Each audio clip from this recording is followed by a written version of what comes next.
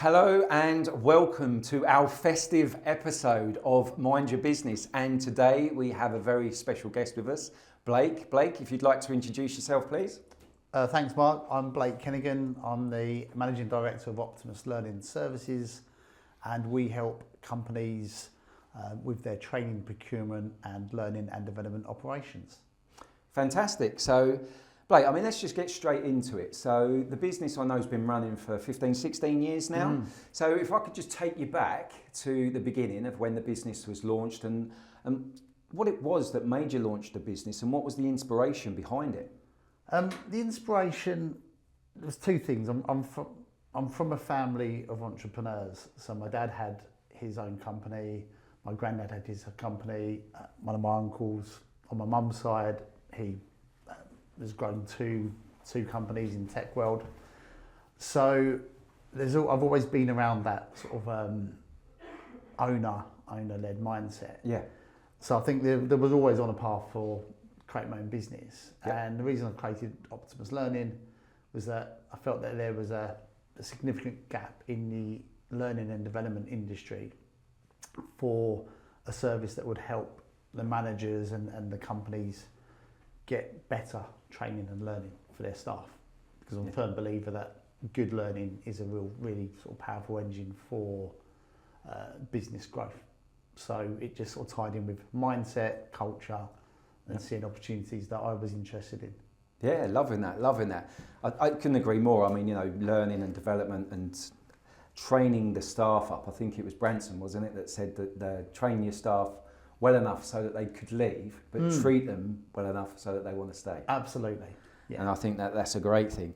So some of the things that a lot of the business owners that I talk to, 16 years in business, the stats that I've read and heard of, I think 80% of businesses don't even reach the 5th year. And then from that 20% that's left, they don't reach the 10th year. So I think that, oh, wow. Yeah. I think if my maths are correct, about 4% of businesses do get to their 10 years. So I'm not quite sure on what the stats are on 16, but well done. Thank you. It's a great accolade there. But just tell us some of the challenges that you've had along the way. Anything spring to mind that you'd like to share with our audience? Quite a few challenges. Obviously COVID for so many businesses was a huge challenge. It was a black swan event, so there were so many companies and countries and governments that were underprepared. So that was one that we dealt with really, really well. And we always take the mindset of, if there's a challenge, it's always trying to look, what's the opportunity that goes along with it? Yep. So COVID, whilst it was 6-7 months of really intense work, it allowed us to get closer to our existing clients. Yep. So help them on a personal and professional level. With the supply chain that we use, we were advising providers as well as clients on how to shift from traditional classroom training to digital. So using Zoom, Teams and so on, making sure the content that was good in a classroom actually can translate into good virtual delivery. It also gave us a wonderful opportunity with our recruitment, because as we sort of came out of that first sort of initial shock and we were growing with some of our clients that were still in a good place to invest, we recruited. Yeah. And at that point the talent pool was insanely large because of a lot of industries that were majorly affected. Yeah. And 2 of our key members of staff were recruited during that period, and they've stayed with us and they've been a real catalyst for the post-COVID growth. Yep. So that was our biggest challenge as a business. Yeah, obviously there was an awful lot of businesses that were affected by that, but it's interesting to hear you say how, the dynamics of your business from being in sort of like a workshop or a classroom environment has now sort of transitioned over to a lot more sort of digital. So, is that sort of, would you say that's a larger proportion or percentage of your business now? It sort of balanced itself out.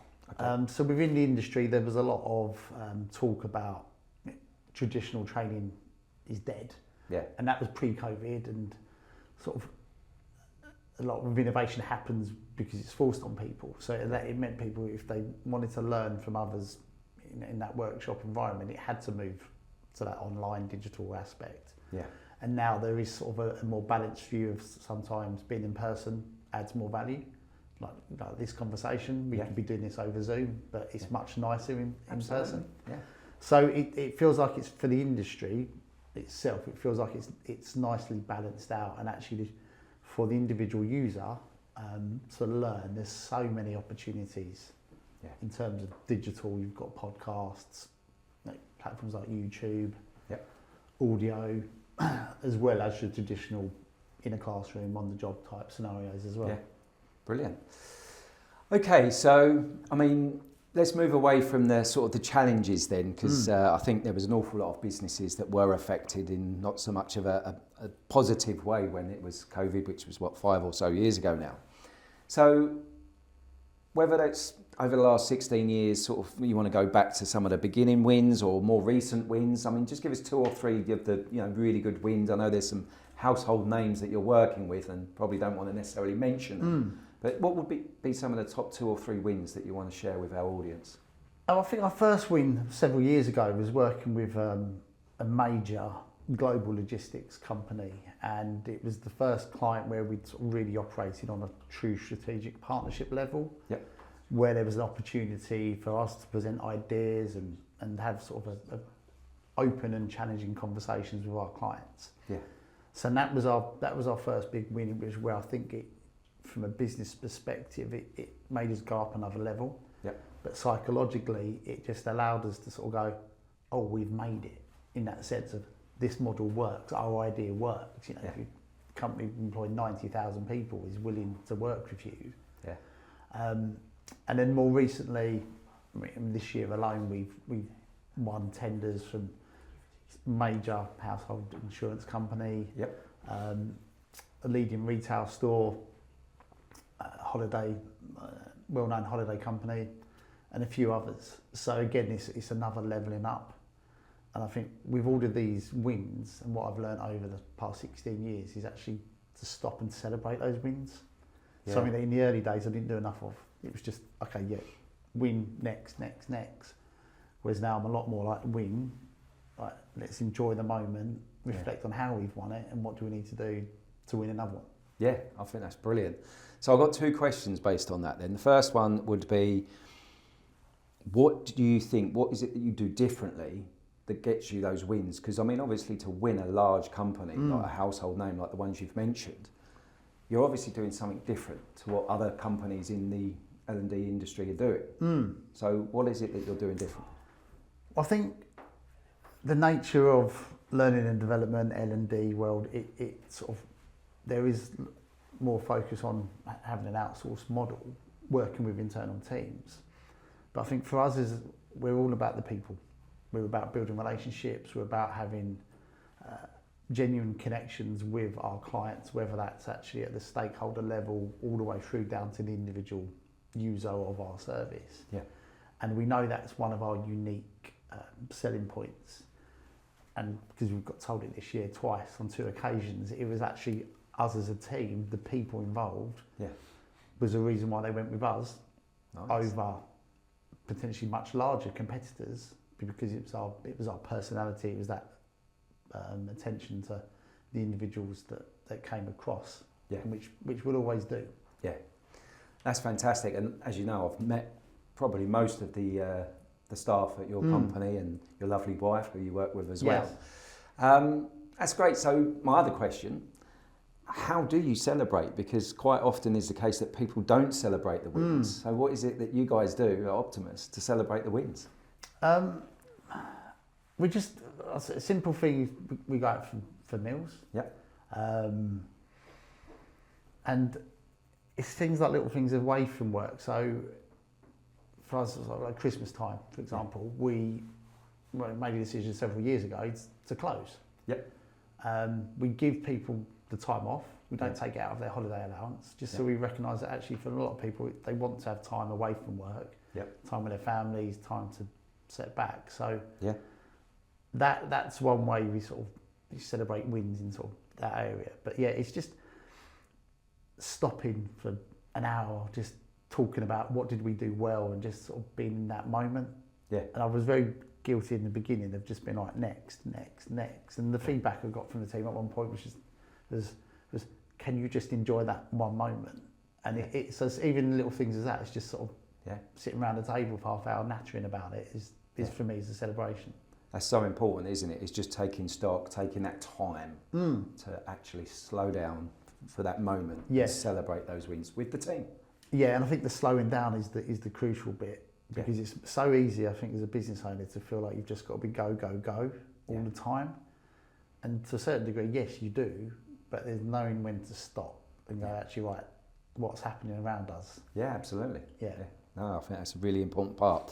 So I want to do a quick fire round now. So I'm just going to throw a handful of questions at you. So if you can just come back with whatever comes to mind straight away. So first one is, what's the best piece of advice that you've ever received? I think for me, it's the question of asking, what will make the boat go faster? Yep. There's a book on that, and I think it all came out of the British rowing team several years ago. Yeah.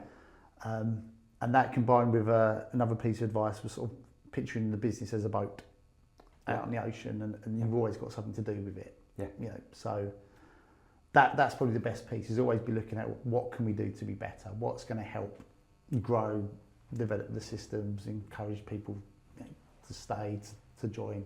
Yeah. Exactly. It applies to every part of the business. Yeah, no, I love that. So you mentioned books. What's the one book or podcast, or you can give one book and one podcast, that you would highly recommend? Obviously, apart from this one, as a starting point, but for me, the E-Myth. Yep.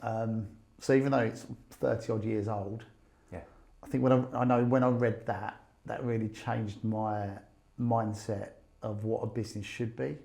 Yeah. And I think for business owners, it's initially it can all be about you. Yeah. But it's recognising that actually you've got to build a business out that can function without your involvement at all. Yes. And that's going to take time. But with that mindset at all points, it really helped me with my decision making, creating process notes, making it about, actually, this is the way we do things here. Yeah. And I'm always talking to the team about McDonald's, in the sense of that is a great illustration of that. Yeah. That a Big Mac is the same in New York as it is in London. Yeah. Because there is a process in place. So that book, The E-Myth, just really turned me on to that. Yeah, I love that book. I think we sort of spoke earlier about it, and I would probably say that out of all of the books that I like to gift to anybody I'm working with, or just people when we have conversations, I'd say it's probably my most gifted book. And I'm not sure if you're aware, but there was the follow-on book, which is to Michael Gerber's The E-Myth, which is Systemology. Yes. Which is another good book as well, which kind of, the E-Myth is kind of how, or not how, but the why. And then Systemology is the how. Yes, absolutely. So, okay, cool. What would you say is the one tool that you can't live without? For me right now, it's AI, ChatGPT. Yep. On a day-to-day basis, it's a brilliant productivity tool. Yeah. So for me, I'm using it as a coach, as a strategic thinker, to help shape emails, and everything in between. Yeah. And there's lots of AI, AIs out there. Perplexity I use if I'm doing more deep research. Gemini I use for other projects. Yeah. But for ease of use, ChatGPT is a game changer. Yeah. And I think in 5-10 years' time, we'll be able to notice the individuals that have gone into AI and used it versus those that haven't. Absolutely. And I don't even know if it'll be 5 or 10 years. I think it's probably more likely going to be 5 or 10 months. Probably, absolutely. But yeah, great. Okay, last question on the quick fire round. What was the first job that you ever had? Not necessarily a job. I suppose the first time I've earned money was I was about 10 or 11 years old. Yeah. I was at Duxford Airport at the air show there, and there was 3 newspapers on a stand, a bit like the Metro now if you're at a train station. Yeah. So I went and grabbed a load. A friend of mine did the same, and we were basically knocking out 3 newspapers to adults there, sort of going around probably selling like 20p a newspaper. Yeah. We did, I can't remember how much we earned out of it, but apparently there was a moment, so my dad tells me that I'd gone to the toilet, given him the newspapers, and someone had come up to him and said, "Oh, can I buy a paper off you?" Yeah. So that was the first time I think I sort of enjoyed that sort of, offering things to sell, earning money. Yeah. yeah, so that was the first time. It wasn't like I got the buzz about the money, but it was just very enjoyable selling free newspapers. And how old was you when you did that? Probably about 10 or 11. Wow, that's pretty cool. That is pretty cool. Okay, so let's move on to a bit more recent stuff now then. I mean, it's a great story, 10, 11 years old, and you'd already shown signs of being an entrepreneur. What sort of projects are you currently working on? And more importantly, what sort of projects are you looking to work on? So a big goal for myself at the start this year was to try and take myself out of the operational aspect within the business. And we're very close to achieving that because we've got an excellent team, and importantly a team that I trust. Just on the way over this morning to record this, I spoke to one of the team and I said to her, if there's any fires, before I could finish, she just jumped in with, we'll put them out. And that's brilliant because that's where I always wanted to be. Yeah. So for the business, that's where we'll sort of continue to grow. We're currently looking at some of our processes and our systems, looking at where do we need to improve. Yeah. As a business, we'll be looking to improve our systems and sort of create a single system next year. So I'm excited about that. It's going to be a big tech project. Yeah. Obviously, incorporating things like AI and automation into it, and looking at how we can digitalise what we do as much as possible whilst retaining the personable element as a business. Yeah. No, that's fantastic. So what plans have you got for 2026 then? Have you got them sort of written down and you know what you're going to be doing into 2026? I've got a destination. Yeah. The actual detailed plans are still coming along. Yeah. As you know from our coaching, that's not my forte. I'm very much this is the vision. Yeah. But been working with a couple of members of the team to actually put some meat on the bones of that. Yeah. So we want to continue growing, Yep. and we want to do it in a sustainable way. Where we had some excellent wins this year, they all sort of came in, I think, in the same 2-week period we launched, and we've said actually that's not sustainable for us to do it well. So we're just trying to sort of work out how often we would like to win a client. Yeah. And what would happen if we did win 4 clients again. Yeah. That all wanted to go live in a 2-week window. So it's always learning. So, yeah, because that was nicer problems to have, though, right? Oh, absolutely. Yeah. I mean, I'm not complaining. It's a lovely problem, and it's just making sure that next time we're in an even better position to cope with it. Yeah, which you will be, because now you've coped with it once. Absolutely. It's a lot easier the second and third time and the fourth time. Great stuff. So, Blake, you and I could sit here and probably chat for another hour or two, but I know these guys have got places to go. So the audience, they're probably going to want to find out more about you, definitely going to want to find out more about the business. So what's the best way for them to do that? So the best way to learn about the business, you can visit our website, optimuslearningservices.com. You can find me on LinkedIn, that's Blake Henegan, and you can contact me via email or give me a call. Fantastic. Well, thank you very much for joining us today.